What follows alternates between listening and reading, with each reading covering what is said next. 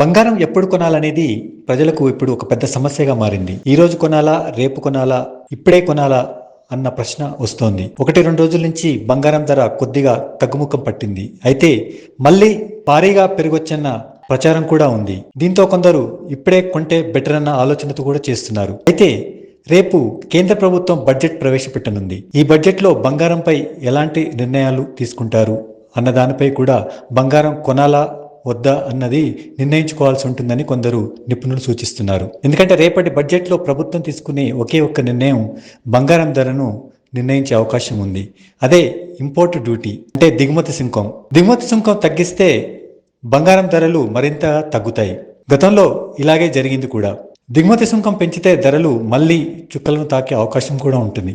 ఎలాంటి మార్పు లేకపోతే అంతర్జాతీయ మార్కెట్ను బట్టే బంగారం ధరలు ఉంటాయి. అయితే కొందరు నిపుణులు మాత్రం ఇప్పుడున్న ఆర్థిక పరిస్థితుల్లో ప్రభుత్వం దిగుమతి సుంకాన్ని తగ్గించే అవకాశం ఉందని చెబుతున్నారు. ఇదే జరిగితే ఇప్పుడు కొన్నదానికంటే రేపు ఆ తర్వాత ఇంకా కొంచెం ధర తగ్గేటువంటి అవకాశం ఉంటుంది.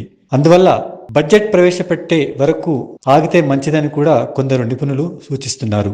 లేదంటే కొనాలనుకున్న దాంట్లో కొంత కొనుక్కుని మిగతాది బడ్జెట్ తర్వాత కొంటే బెటర్ అని కూడా వారు అంటున్నారు.